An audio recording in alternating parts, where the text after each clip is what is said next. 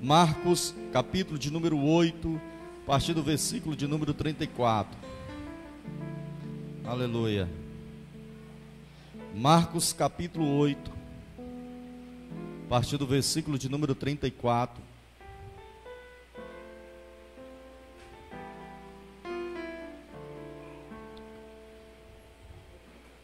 Que vai nos falar assim a palavra do bom Jesus, dizendo: E chamando a si a multidão com os seus discípulos, disse-lhes: Se alguém quiser vir após mim, negue-se a si mesmo e tome a sua cruz e siga-me. Porque qualquer que quiser salvar a sua vida, perdê-la-á.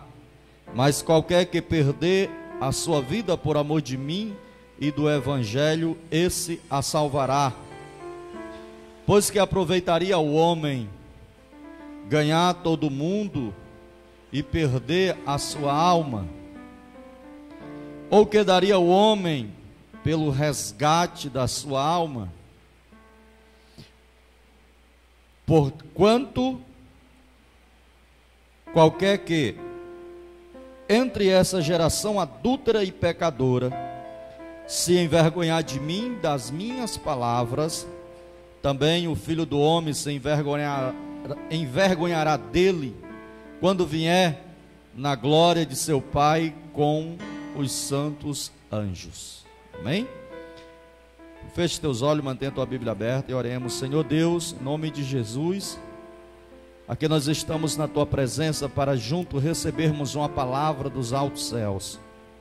Pai, vem nos instruir nessa noite, vem nos capacitar, vem nos encher da tua graça, do teu poder, Senhor, do teu Espírito Santo. Pai, visita cada irmão que está em casa, cada irmã. Senhor, visita com a presença do teu Espírito Santo, vai tocando, Senhor, vai abrindo a mente, vai dando inteligência espiritual. Senhor, nessa noite vai fortalecendo aquele que está fraco, que está triste na tua presença, Senhor. Em nome de Jesus, fala conosco, Senhor, nós te pedimos e já te agradecemos. Amém. Podeis sentar. O tema da mensagem de hoje é o Evangelho da Cruz. Aleluia. É um tema que não é de difícil interpretação, nem tampouco é falado acerca desse evangelho, desse tema. Aleluia. Nós bem sabemos que não existe evangelho sem cruz. Amém? Não existe evangelho sem cruz. Louvado seja o nome do Senhor. Amém, irmãos? E tem uma pergunta a fazer nessa noite. E a pergunta é: quais são as soluções que as pessoas estão procurando no evangelho de hoje? O que as pessoas, algumas pessoas, não posso aqui generalizar, o que algumas pessoas estão buscando no evangelho atual? Que os cristãos da nossa geração têm buscado nesse evangelho de Cristo? Não só nessa geração, mas a própria geração que Jesus falou aqui também, na época, 2000 anos atrás, Jesus chama essa geração de adúltera e pecadora. Se há 2000 anos essa geração estava assim, imagine hoje. Mas temos visto muitos cristãos buscando no evangelho, buscando na igreja, na religiosidade e até mesmo no evangelho, eu posso dizer assim, não o propósito principal, que é a salvação. Muitas pessoas, aumenta só um pouquinho o meu microfone, só um pouquinho.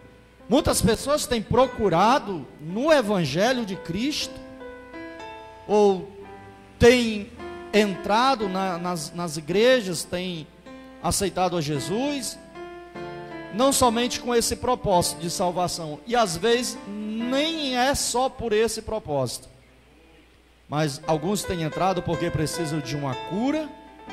Eu vou ser crente porque eu preciso ser curado. Vou lá para a igreja dos crentes porque eu fiquei sabendo que o Jesus dos crentes, ele cura. Então vou ser crente agora.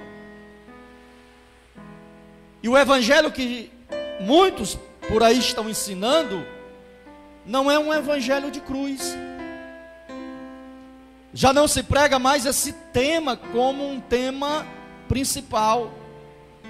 E nós não podemos tirar a cruz do evangelho, porque foi ele mesmo, o nosso mestre, que disse que precisamos carregá-la, esta cruz.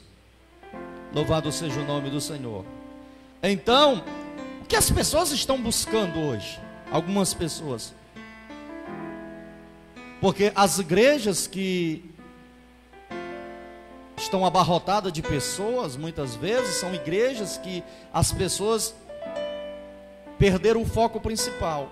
Não estou aqui, tem muitas igrejas cheias, ministérios grandes, que realmente as pessoas buscam salvação, mas existe em algumas denominações que o povo anda meio perdido dentro da igreja, porque não está sendo exposto um verdadeiro evangelho. Porque alguns líderes religiosos dizem assim: não, você venha para a nossa denominação, para a nossa igreja, porque aqui você vai ser uma outra pessoa, e o evangelho torna isso. Estou só me aquecendo um pouquinho, viu, irmão? Sou igual carro a álcool, custa pegar fogo, mas quando pega anda muito. Então, quando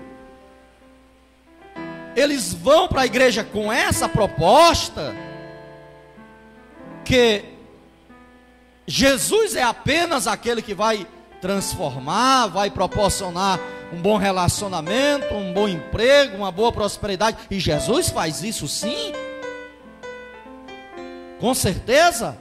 Só que aí o cristão esquece que evangelho também tem espinhos, tem dificuldade, tem problemas, tem lutas. E aí quando vem a prova, ele diz assim: não dá mais para continuar, porque o Jesus que me ofereceram não foi esse Jesus. Foi um Jesus que ia me fazer somente feliz, somente oba-oba, mas não ia ter lutas, não ia ter dificuldade. Mas deixa eu te falar uma coisa: evangelho tem luta. Ser cristão tem luta. Eu vou falar sobre isso aqui. Bendito seja o nome do Senhor. Aqui Jesus, quando traz essas palavras aos seus discípulos, Jesus ele estava numa região ali na cidade de Filipe, em uma das regiões montanhosas ali de Filipe. E Jesus faz uma pergunta aos seus discípulos: que dizem os homens acerca de mim? O que é que estão dizendo quem eu sou? E alguém no meio daqueles discípulos disseram: Senhor, estão dizendo que tu és João Batista. Outros estão arriscando a te dizer que tu és Elias, Jeremias ou um dos profetas. Mas Jesus ele diz assim: mas tudo bem, estão falando isso de mim, mas eu quero saber de vocês. O que vocês pensam que eu sou? Quem vocês acham que eu sou? E ali Pedro, por revelação divina, porque o próprio Cristo fala isso no evangelho, não aqui em Marcos, mas no evangelho de Mateus, diz assim: olha, Simão Barjona, bem-aventurado tu és, porque não foi a carne nem o sangue que tu revelou, porque Simão Pedro estava dizendo assim: tu és o Cristo, o Filho do Deus vivo. E Pedro reconhecer que Jesus era o Cristo, ou seja, o ungido de Deus, que tinha sido prometido à nação de Israel, isso era para alegrar o coração de Jesus, porque o Espírito de Deus estava revelando a verdadeira identidade do meu Jesus e do teu Jesus. Ele é o Cristo, o ungido de Deus, aquele que veio para remir Israel em todas as nações. E Jesus disse: tu é bem-aventurado, Simão. Não foi a carne, nem foi o sangue, mas foi o Espírito de Deus que te revelou.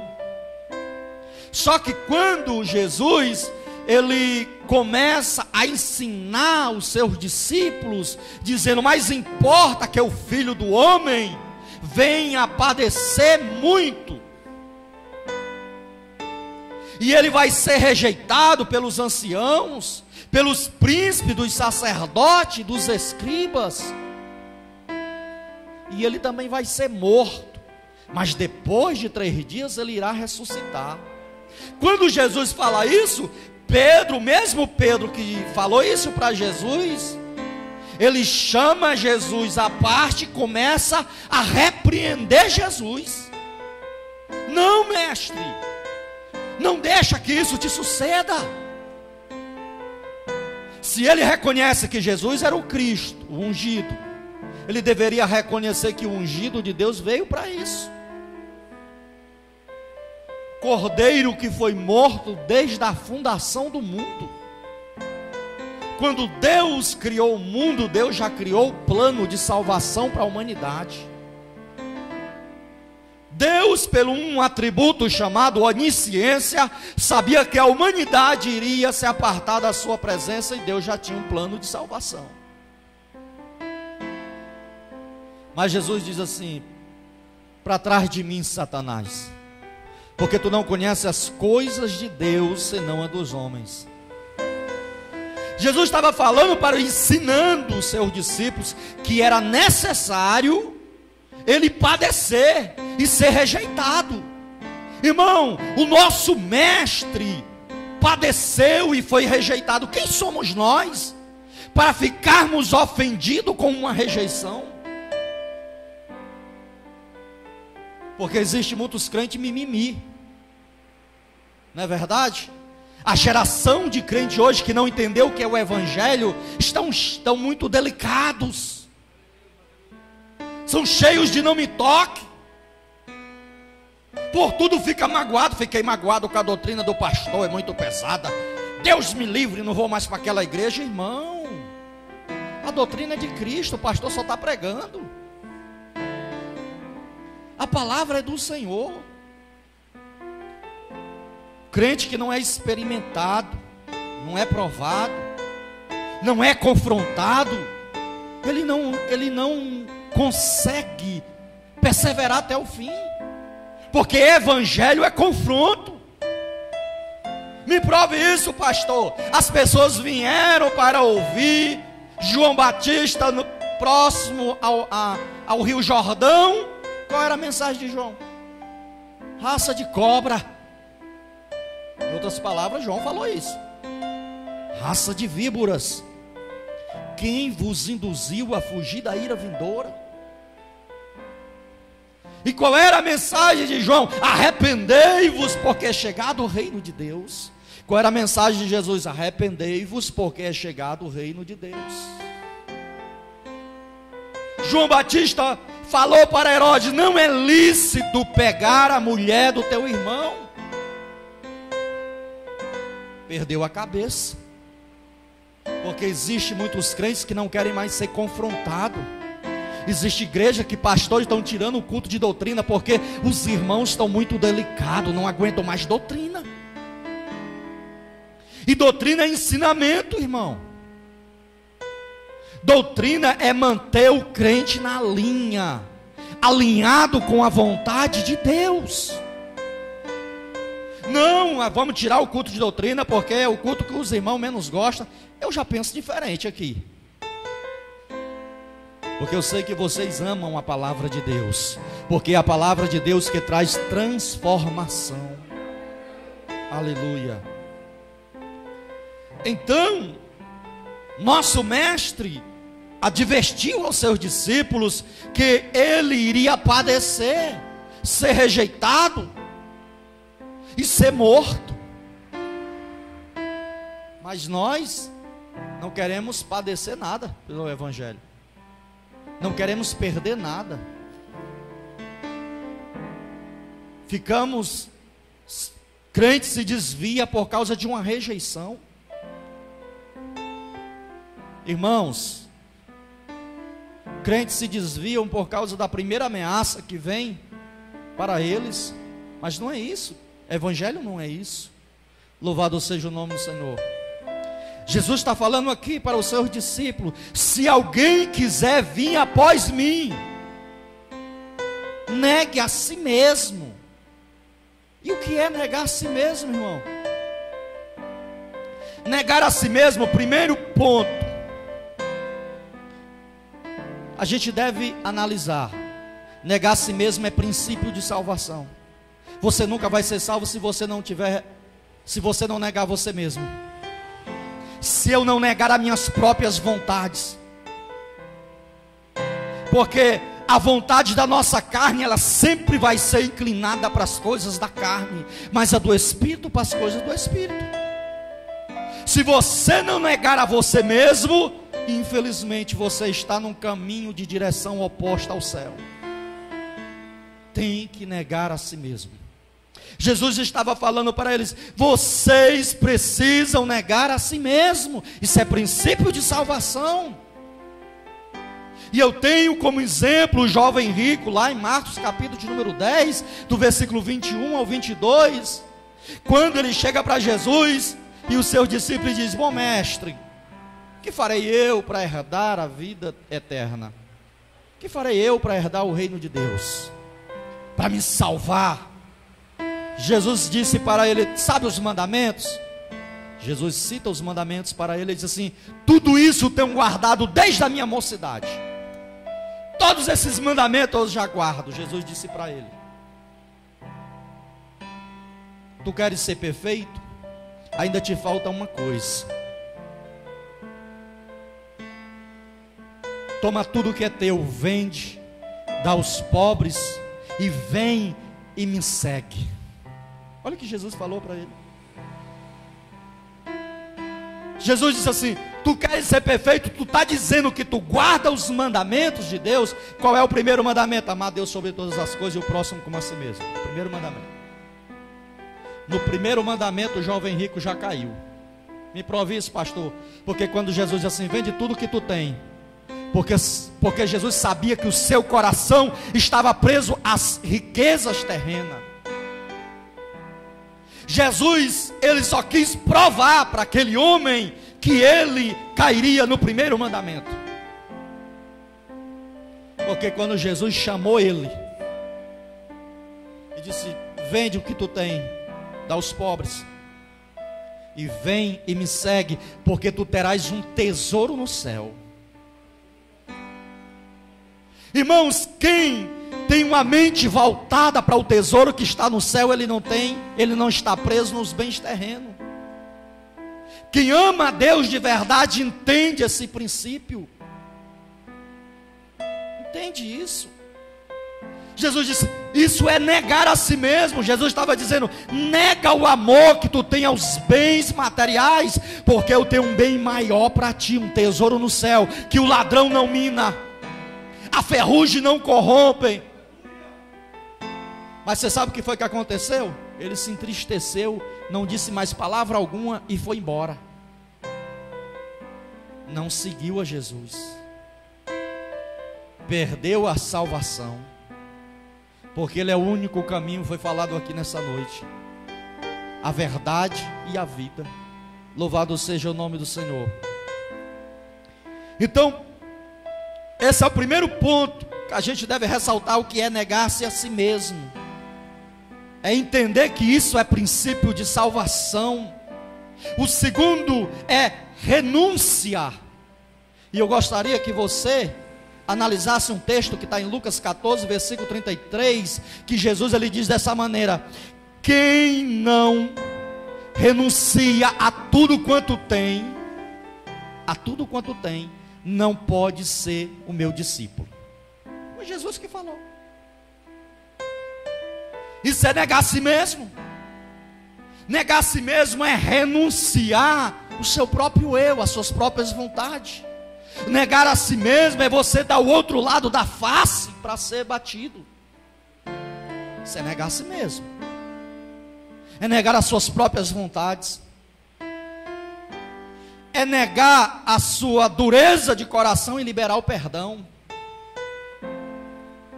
É você entender que quando alguém te ofendeu, abra o coração e diga assim: meu irmão, minha irmã, me perdoe. E quando você for ofendido também, porque tem gente assim: foi ele ou foi ela que disse, então ele que venha me pedir perdão. Não, irmão.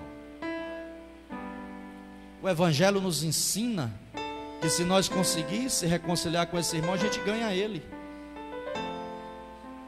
É melhor do que caminhar os dois, ambos, para o inferno, por falta de perdão. Você sabe que quem não perdoa está correndo um grande risco de não ir para o céu, porque Evangelho é perdão. O amor de Deus foi tão grande que Ele nos perdoou pelas nossas atitudes. Tenho certeza que cada um que está aqui, diferente dos que nasceram na fé, sabe que você não era um bichinho muito bom não, né? Vivíamos numa vida de pecado, afastado de Deus, desagradando o coração de Deus, mas Deus mesmo assim olhou para nós e disse assim: eu amo essa pessoa, quero trazer ele para a minha presença, vou perdoá-lo e vou salvá-lo. Isso é perdão. Deus nos perdoou, perdoou nossos pecados. E muitas vezes nós dizemos assim, eu já vi da boca de crente dizer assim: eu morro, vou para o inferno e não perdoo. De boca de crente. Eu acho que era crente. Eu não perdoo. E deixa eu falar, perdão não é de boca, porque Deus sabe. Perdão vem daqui, de dentro. Perdão vem daqui, daquele que te ofendeu, daquele que te maltratou, daquele que te desprezou, te caluniou. É você chegar lá na hora que ele está precisando e dizer assim: eis-me aqui. Irmão, você está precisando de alguma coisa? Me perdoe se eu lhe chateei. Isso é o Evangelho, irmão. É o Evangelho de Cristo. Jesus está dizendo, Lucas 14:33, quem não renuncia a tudo quanto tem, não pode ser meu discípulo. Jesus não está mandando você abandonar tudo, abandonar a família, emprego. Não é isso não, irmão. É você não dar prioridade às outras coisas acima de Deus. É isso. É a tua carne dizendo assim: hoje eu não quero saber de culto, vou com meus colegas para a pizzaria, para a lanchonete, para ir para, ou seja, lá para outro canto. Hoje não, hoje não. Não. Se você não negar a tudo, você não pode ser um discípulo de Jesus. O discípulo de Jesus não faz mais a sua vontade, faz a vontade do Mestre. É os teus desejos e concupiscência inclinando-se para o pecado e você dizendo não. Ou porque você acha que é crente, você acha que não é tentado na sua carne. Todos nós somos, irmão. Todos nós. Nós temos um corpo corruptível. Porque as pessoas muitas vezes ensinam um evangelho que diz assim: não, você é intocável, você é o homem mais santo, a mulher mais santa do mundo. Não, você é carne, é pó, é cinza. Você, a tua carne ainda é inclinada para as coisas da carne. É você renunciar a tudo para fazer a obra de Deus. É você entender que a obra de Deus nunca pode ficar em segundo lugar. As minhas coisas sim, a minha casa sim. Minha esposa está aqui, já deixei ela enferma em casa e vim para o culto. Eu disse assim: eu vou porque eu tenho uma obra do Senhor para cuidar e o Senhor vai cuidar dela. E você sabe o que é que ela me diz? Meu filho, você precisa estar lá, pode ir em paz. Ela também entende. Irmãos, é renúncia. É renunciar. É você renunciar a hora de sono para você dobrar o joelho e orar pela igreja, orar pelos irmãos, orar pela tua liderança. É renúncia. Amém? Porque quando nós éramos do mundo, meu irmão, a gente ficava acordado até altas horas, nas baladas, nas festas, e virávamos à noite. Mas quando nós servimos a Deus. E outra coisa, existia aqueles cachaceiros, eu digo assim porque eu já fui um, que enquanto tivesse dinheiro no bolso, não deixava ninguém pagar. Não, pode deixar que eu pago. Pode ficar aí, beba aí, rapaz, beba à vontade, pode deixar que... Não, aí ficava brigando para quem ia pagar a conta. Quando é crente, meu irmão, para dar R$1 de oferta. Por quê? Que sempre quando as coisas é para Deus, a gente são mais... Não é verdade? Nós devemos rever os nossos conceitos. Louvado seja o nome do Senhor. Jesus está dizendo: aquele que não renunciar tudo quanto tem, não pode ser meu discípulo. E o que é de ser discípulo? É ser um aprendiz de Jesus. Jesus trabalhava onde? Na carpintaria de José. Mas quando chegou ao seu ministério, Jesus entendeu: opa, eu tenho uma prioridade agora. É tão provável que muitos identificavam Jesus como o filho de José, o carpinteiro, né? E Jesus, quando chamou os seus discípulos, não chamou ninguém desocupado não, irmão. Não chamou ninguém desocupado, porque tem gente que passa 10 anos dentro da igreja, orando, pedindo um trabalho. No dia que arranja o trabalho, sai da igreja. Pastor, ore para que Deus me dê um trabalho. Aí o pastor ora, quando ele arruma um trabalho, ele some da igreja. O pastor vai atrás: não, pastor, porque eu não posso mais ir para o culto, porque eu estou trabalhando. Eu disse assim: irmão, eu trabalho até no domingo de noite. As pessoas, irmãos, estão... Eu não sei o que passa na cabeça de alguns crentes da nossa geração. Precisamos rever os nossos conceitos. Evangelho, Jesus está dizendo aqui: negue a si mesmo, mas também tome a sua cruz. O que é tomar a cruz? O que é tomar a cruz? Primeiro, é dar testemunho de mortificação da carne. Sabe o que acontecia no Império Romano? Todos os presos e os malfeitores que eram condenados à morte de crucificação, eles eram obrigados a carregarem a cruz pelas ruas e levar até o local da crucificação. Eles eram forçados a levar a sua própria sentença de morte. E eles tinham que passar na rua. Você sabe por que os romanos faziam isso? Para que servisse de testemunho para as outras pessoas não vir a cair nas mesmas condenações. E quando Jesus disse para eles: olha, tome a sua cruz. Quando Jesus fala isso, os discípulos entenderam que isso é dar testemunho da mortificação da carne. E eu gostaria que você abrisse um texto comigo lá em Romanos, capítulo de número 6, versículo 11. Romanos 6, versículo 11 ao versículo 13. Isso aqui é um exemplo de testemunho de mortificação da carne.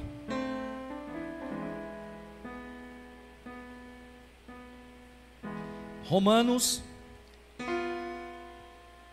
capítulo de número 6, versículo 11, Paulo está dizendo assim: assim também vós considerai-vos como mortos.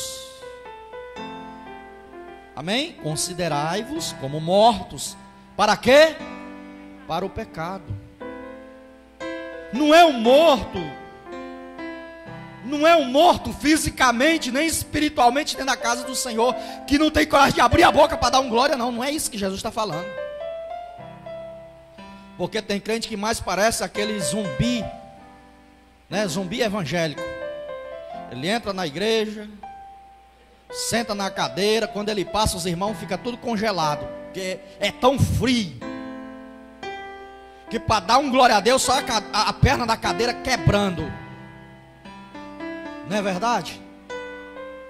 Não é esse tipo de morte que Jesus está dizendo. Jesus está dizendo, Paulo está dizendo aqui, é a mortificação para o pecado. Olha o que Paulo está dizendo: assim também vós vos considerai-vos como mortos para o pecado, mas vivos para Deus em Cristo Jesus nosso Senhor. Eu tenho que estar vivo para Deus. Quem é que está vivo aqui, diga amém. Glória a Deus. Vivo para Deus e para Cristo. Quem está morto para o pecado, diga glória a Deus. Amém. Se você está morto para o pecado, não é para reinar mais o pecado. Olha o que Paulo está dizendo assim: não reine, portanto, o pecado em vosso corpo mortal, para lhes obedecerdes em suas concupiscências.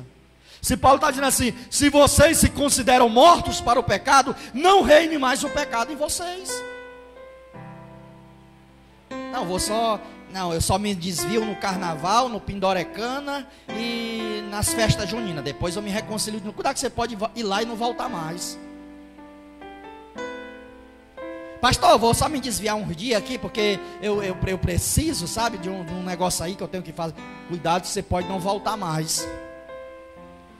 Porque o teu inimigo está esperando só uma oportunidade para te ceifar. Ver você fora da presença de Deus e ceifar a tua vida. Então não reine mais o pecado no teu corpo mortal. Amém, igreja? Nem tampouco apresentei os vossos membros ao pecado por instrumento de iniquidade, mas apresentai-vos a Deus como quê? Vivos dentre mortos, e os vossos membros a Deus como instrumento de justiça. Olha que texto maravilhoso, irmão. Primeiro você tem que morrer. Jesus ele diz assim: se o grão de trigo caindo na terra não morrer, fica ele só, mas morrendo ele dá muitos frutos. Todo cristão que aceita Jesus, aceita esse evangelho, primeiro ele tem que morrer para depois viver. Por isso Jesus falou para Nicodemos: Nicodemos, é necessário nascer de novo. Nicodemos não entendeu, mas Nicodemos tinha que morrer. A velha criatura, o velho homem, as velhas práticas. Porque conhecemos uma turma de cristão que se converte, entra na igreja, passa 5 anos na igreja, 10 anos na igreja, e assim: pastor, porque eu estou me libertando aos poucos. Que aos poucos, irmão? Nós conhecemos que as pessoas entregavam a vida para Jesus e deixavam as práticas. Quem era feiticeiro queimava os livros de feitiçaria. A gente vê isso em Atos dos Apóstolos. Deixava as prostituições, deixavam os seus adultérios, as feitiçarias, idolatrias, e agora servia somente a Jesus. Mas tem crente que caminha um dia com Jesus na igreja e caminha um dia com Maria na procissão. Precisamos nos voltar de verdade para Deus. Pastor, tem isso não? Tem muito. Tem muito. Eu já conheci crente que ainda acredita em imagem de escultura. Eu não posso jogar não, pastor, porque eu tenho promessa, e eu não posso, eu tenho medo de levar um castigo. Deixa de ser besta. Tira essa idolatria de dentro da tua casa, esses ídolos. Eu não estou aqui, irmão, falando mal de santo que dorme em Cristo. Eu estou falando de um pedaço de gesso, um pedaço de barro, que o homem fez para ganhar dinheiro em cima disso, que a Bíblia diz que é maldição.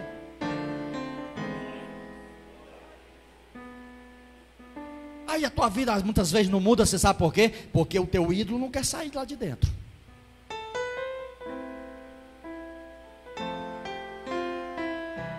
E eu deixo uma pergunta aqui no ar: será que tem gente aqui desse jeito?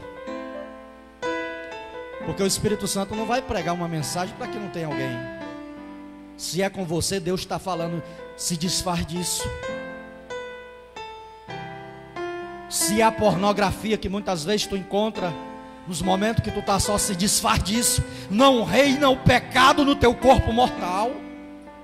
Se é algo que te tira da presença do Espírito Santo, o Espírito Santo quer te encher, quer te levantar, quer te fazer um instrumento nessa terra, mas tu não tem dado lugar a Deus. como é que nós queremos ser uma geração de crentes cheios do Espírito Santo, sermos batizados, mas não queremos se desfazer do nosso pecado. Não queremos se desfazer daqueles momentos que nos afastam da presença. O Espírito Santo diz: meu filho, obedeça a voz. Irmãos, evangelho é renúncia. Amém? Levar a cruz é dar testemunho de mortificação. Louvado seja o nome do Senhor. Era isso que Jesus estava falando para os seus discípulos, e eles entenderam. Louvado seja o nome do Senhor. Eles entenderam que era necessário isso acontecer. Louvado seja o nome de Jesus. Lá em Gálatas 5, versículo 24, diz assim: os que são de Cristo crucificam a carne com suas paixões e concupiscências. Quem é de Cristo aqui? Quem é? Então a tua carne tem que estar crucificada com as suas paixões e concupiscências. Como é que alguém está crucificado, desce da cruz para ir pecar, irmão? Se você está crucificado com Cristo, não é para descer da cruz e voltar ao pecado, não, irmão. Você está crucificado. Amém? Você está crucificado. É isso que Paulo está dizendo. Os que, aleluia, é isso que Paulo fala. Os que são de Cristo crucificam a sua carne com suas paixões e concupiscência. Na hora que o pecado quer reinar, meu filho, você lembra, tem uma cruz. Eu estou crucificado nela, eu não posso pecar. Irmão, isso aqui é princípio de salvação. Você está pensando que uma mensagem como essa agrada a maioria da parte de alguns cristãos? Agrada não, eu sei disso. O que agrada é o profeta chegar aqui e dizer: Deus está te entregando, Deus está mandando isso, Deus está mandando aquilo. Ei, varão de Deus, homem de Deus, Deus é contigo. A vida toda desmantelada no pecado. E aí, meu irmão, as pessoas querem receber bênção de Deus. Eu não acredito que é Deus. Porque se a pessoa está desmantelada na presença de Deus, Deus usa o profeta e diz assim: te conserta, volta-te para Deus, renuncia ao teu eu, nega a si mesmo. O Evangelho nos confronta. Segundo ponto: o que é tomar a cruz? É considerar-se morto para o mundo. Abra lá em Colossenses 3. Eu gosto muito desse texto. Colossenses capítulo 3. A partir do versículo 3.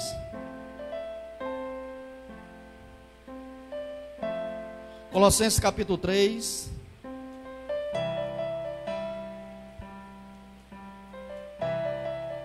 Aleluia. E o versículo de número 3. Tomar a cruz é considerar-se já morto. Amém? Diz assim, Paulo diz assim, Colossenses 3:3. Porque já estáis mortos, e a vossa vida é escondida com Cristo em Deus. Primeiro, você já está morto para o pecado, e a tua vida está escondida com Cristo em Deus. Você sabe o que é estar escondido com Cristo em Deus, irmão? É o diabo vir com as oferendas dele e você ter uma cobertura de Cristo na tua vida. Você sabe por que você não volta mais àquelas velhas práticas? Porque Deus está te cobrindo com uma cobertura de proteção espiritual e dizendo: meu filho, não é por aí, não saia da minha presença. Nós, sem a presença do Espírito Santo, escute bem, pastor, existe crente sem a presença? Existe. Ofni e Finéia foram para a guerra, levaram a arca, mas a presença não ia na arca. Amém? Eram sacerdotes que ministravam no templo do Senhor. Foram para a guerra contra os filisteus, Levaram a arca, mas o Deus da arca não estava mais com eles. Pereceram, morreram. Porque o crente sem a presença, ele é uma presa fácil, vulnerável para as artimanhas de Satanás. E você sabe quando é que a pessoa cai em uma tentação, em uma armadilha do diabo? Quando ele começa a se afastar de Deus. Ele vai se afastando de Deus. E não venha me dizer que você não percebe não, porque você percebe sim. Você sente uma frieza espiritual. Você já não ora mais com constância. Você já não lê a palavra mais como você lia. Você já não vem mais os cultos frequentemente como você vinha. Você está se afastando do jardim. Mas lá no jardim ainda tem um Deus que diz: filho, onde você está? Um Deus que ainda te procura. Um Deus que ainda quer relacionamento. Um Deus que ainda quer fazer grandes coisas na tua vida. Somos nós que se afastamos. Quando Cristo, versículo 4, quando Cristo, que é a nossa vida, se manifestar, quem é a nossa vida? Quem é a nossa vida, igreja? Diga: Cristo.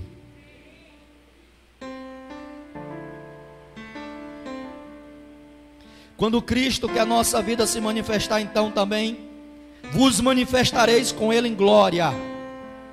Aí vem um conselho: mortificai, pois, os vossos membros que estão sobre a terra.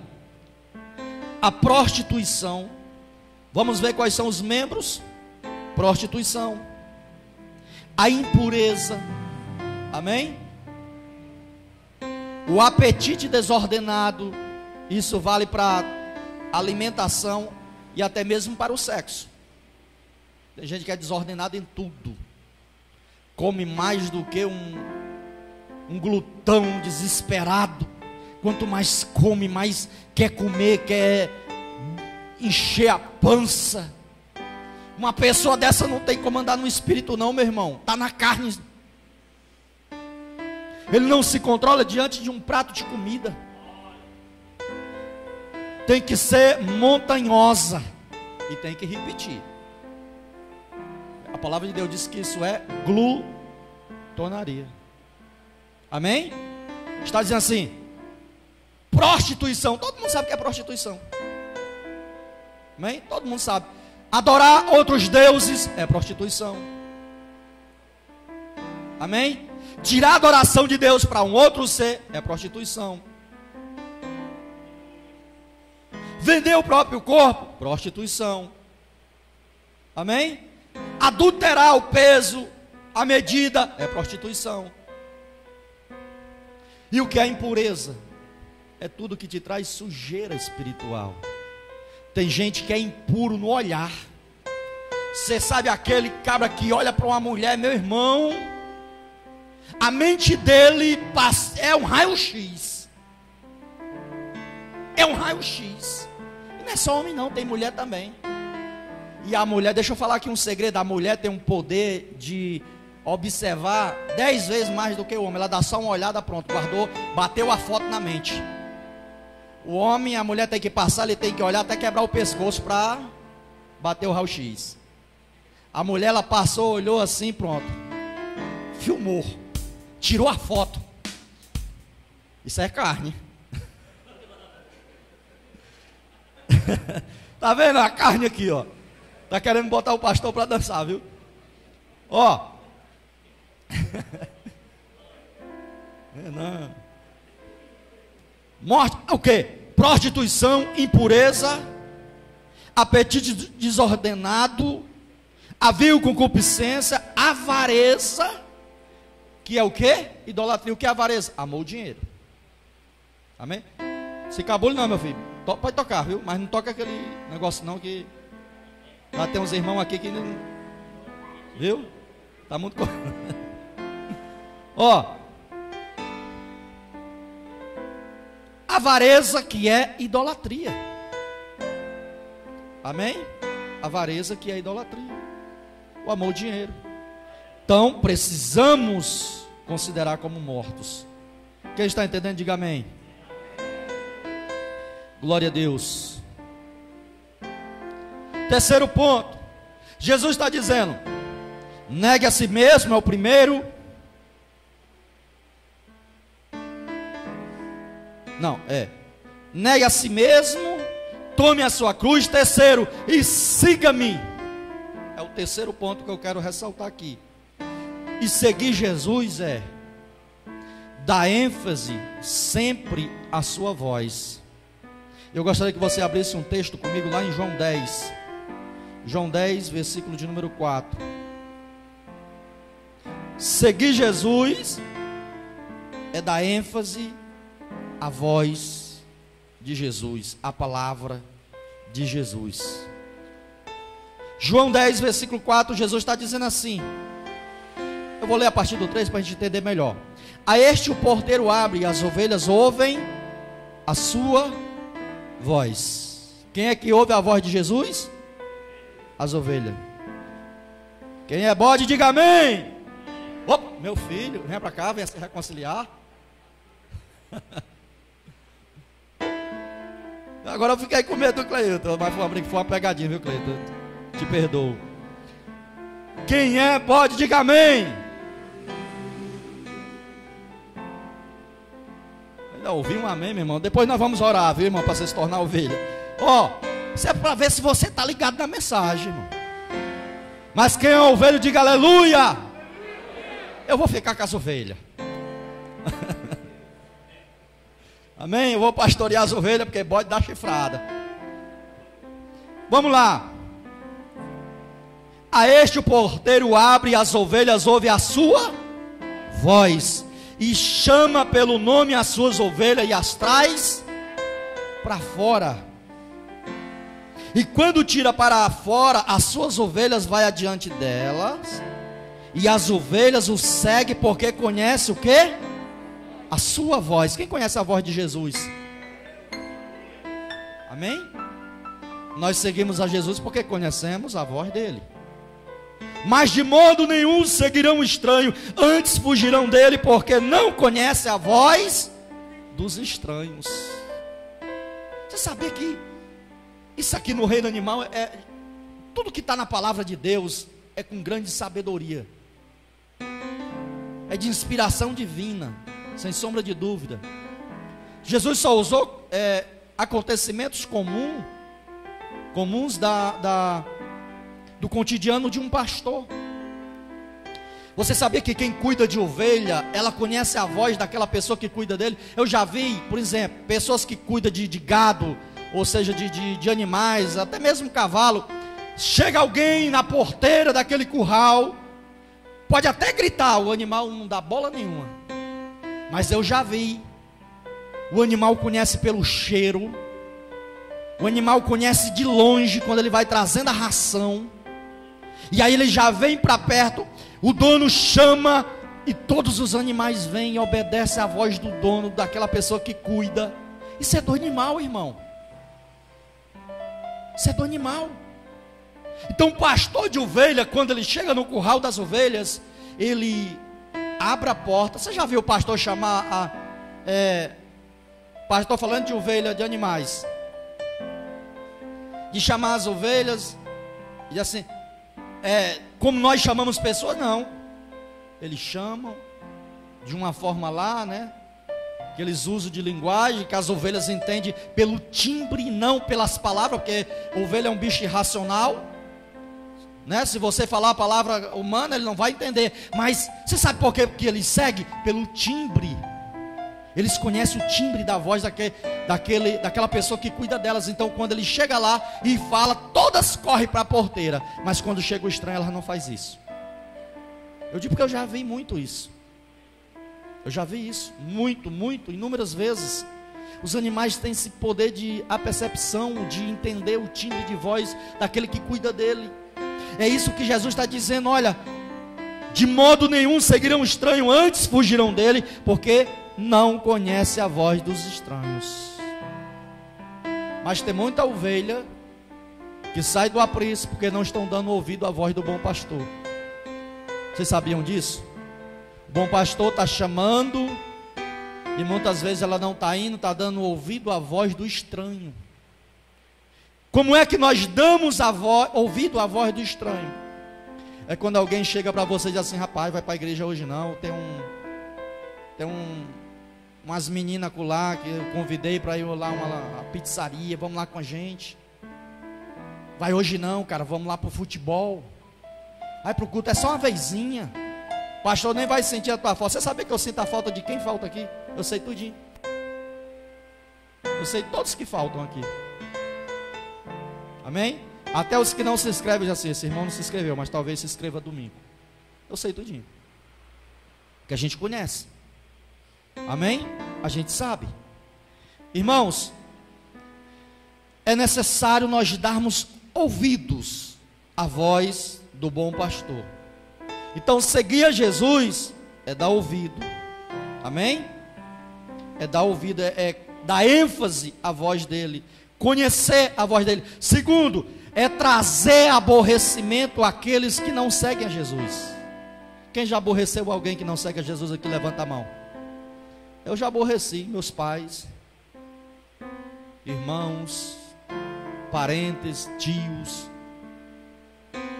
Sabia? Se você não aborrece ninguém, meu irmão, olha que eu estou falando de crente. O que é o aborrecer aqui? Não é você ser um crente que traz contenda, não é isso que eu estou falando. Não é você dar mau exemplo dentro de casa, não é isso. Não é isso que eu estou falando. Porque tem gente que quando aceita Jesus, ele é intocável dentro de casa. Então ele quer, todo mundo dentro de casa não presta. Vocês todos não têm sabedoria de falar com aqueles que ainda não conhecem Jesus, né? Não tem sabedoria. Tem que ter sabedoria. Aí, quando você aceita Jesus, é que você deve demonstrar o teu amor para aqueles que não o conhecem. É ter a sabedoria de saber lidar com aqueles que não seguem a Jesus. Mas Jesus diz assim: para seguir a Ele, tem que aborrecer muita gente. E eu gostaria que você abrisse esse texto junto comigo. Lucas 14, 26. Lucas 14, 26. Isso é um texto maravilhoso também. Lucas 14, 26. Glória a Deus.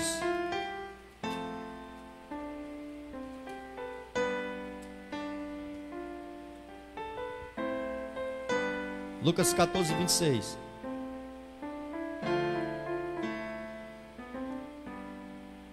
Vou ler a partir do versículo 25. Jesus diz assim: a palavra diz assim: ora, ia com ele uma grande multidão, e voltando-se, disse-lhe. Jesus nunca se preocupou com grande multidão. Amém?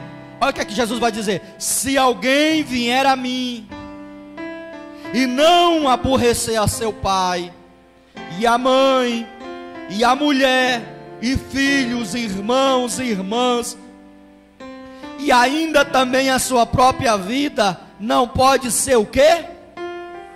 Meu discípulo. E qualquer que não levar a sua cruz e não vier após mim, não pode ser o meu discípulo. E o que é esse aborrecer? Quando você aceita Jesus, aquele teu irmão, ou pai, ou parente, diz assim: rapaz, larga de ser besta. Tu é o que agora? Crente? Tô acreditando não?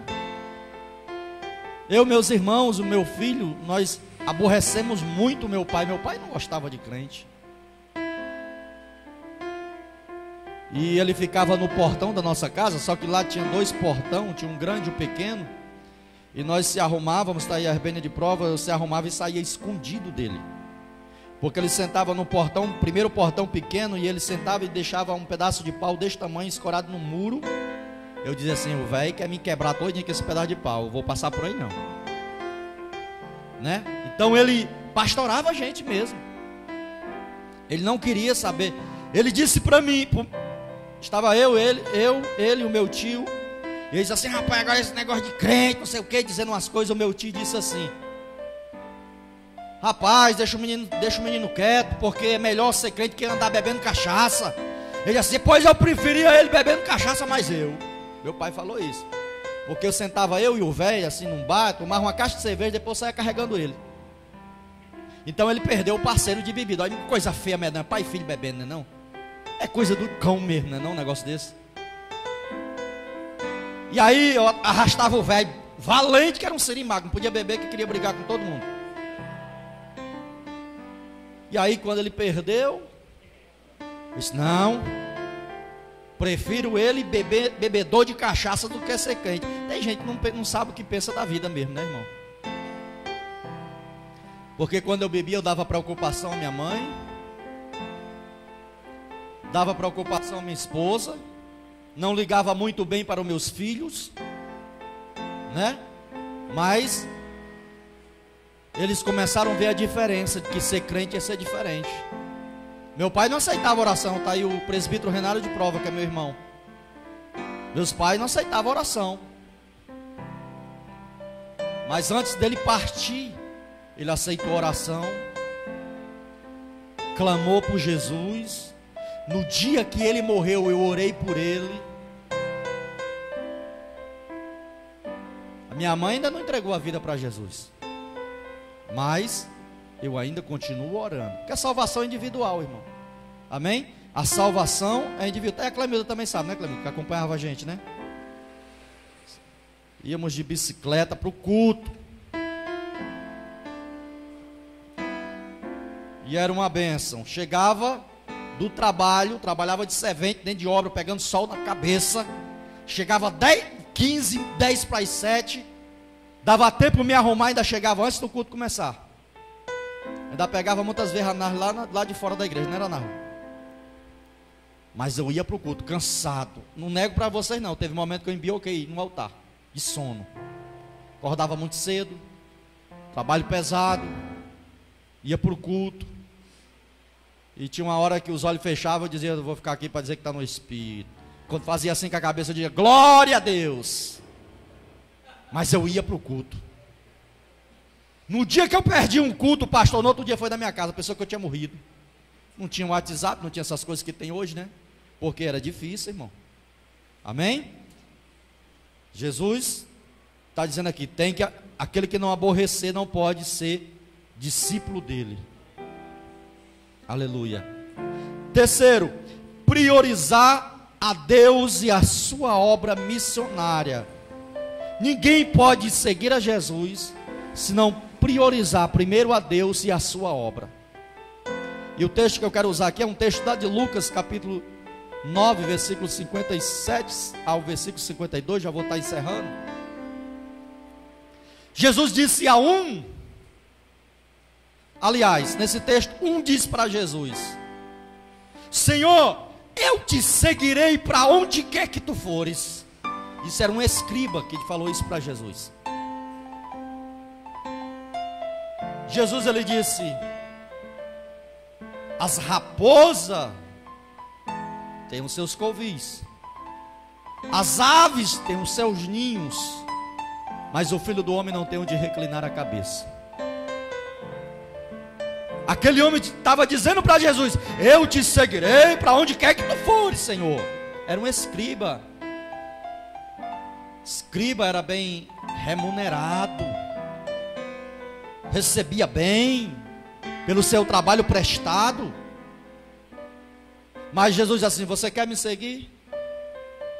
Está vendo as aves do céu? Até um ninho para dormir, não tem? Tem. As raposas têm os seus lugares de conviver. Se eu não tem. Mas o Filho do Homem não tem onde reclinar a cabeça. Não é que Jesus, as pessoas usam esse texto para dizer que Jesus era um pobre miserável. Não era isso não, Jesus tinha casa e na praia. Tinha casa em Nazaré, região praiana. Tinha casa em Cafarnaum, região praiana. Não é todo mundo que tem casa na praia, né? Jesus tinha. O que Jesus estava querendo dizer é que quem é escolhido para fazer a obra de Deus, hoje está aqui, amanhã não está mais. Deus pode levar para outro canto. Deus pode designar para outro canto. Hoje vai dormir, amanhã ninguém sabe se ele vai passar uma noite na vigília. Não tem lugar para se estabelecer para o resto da vida. Amém, igreja? Aí Jesus olha para outro e diz assim, e você vem, segue-me. Ele diz assim, Senhor, deixa primeiro eu enterrar meus pais, aí eu vou. Não é que os pais daquele homem, que era um dos discípulos de Jesus, não é que eles estavam mortos. Ele estava dizendo assim: eu só vou ser crente quando meus pais morrer. Era isso que ele estava dizendo.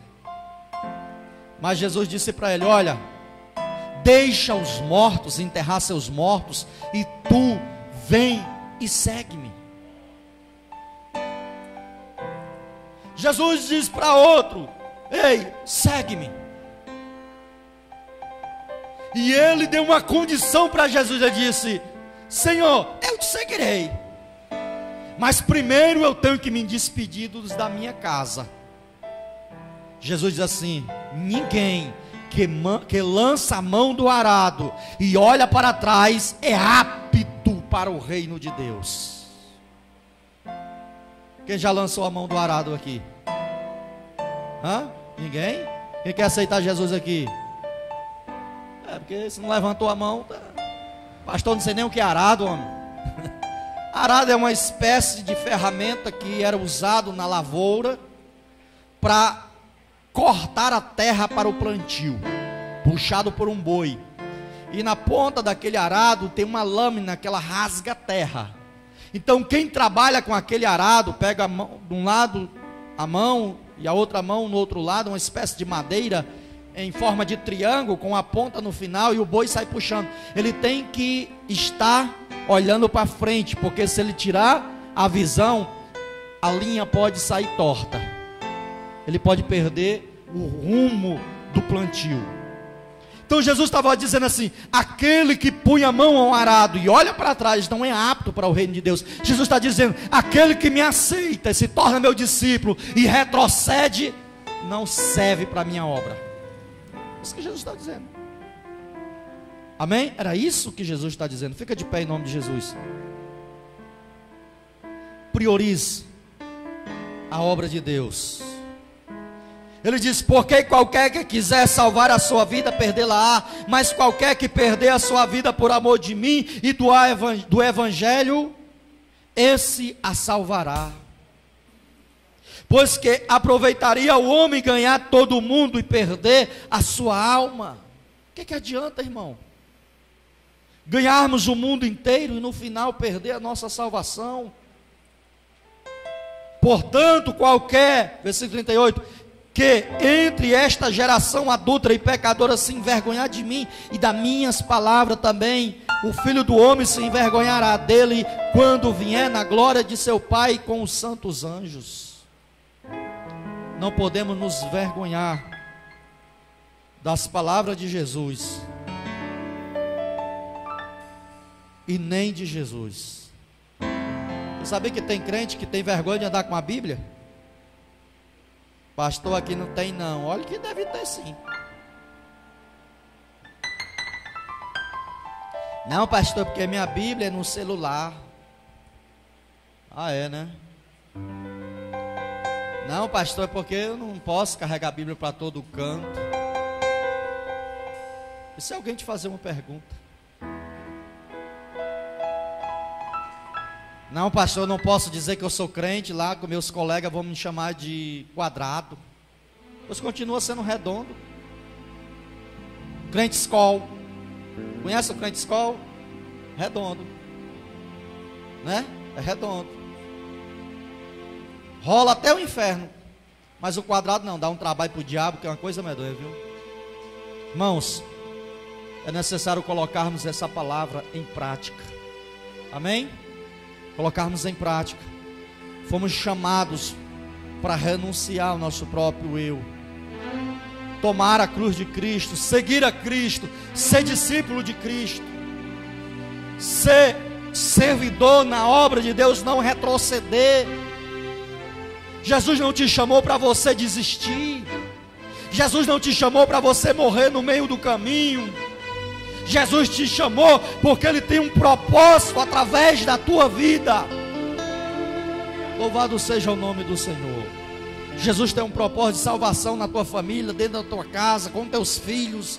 Você acha que porque que Jesus te levantou dentro da tua casa para ser um cristão, foi para alcançar os teus também? Pastor, mas eu tenho falado, tenho pregado, tenho convidado para vir para a igreja, mas não vem. Faça a sua parte, que o Espírito Santo faz a dele. A convenção não é através de você, é através do Espírito de Deus. Amém? É através do Espírito Santo. Louvado seja o nome do Senhor. Quero chamar aqui o presbítero Renato para fazer essa oração.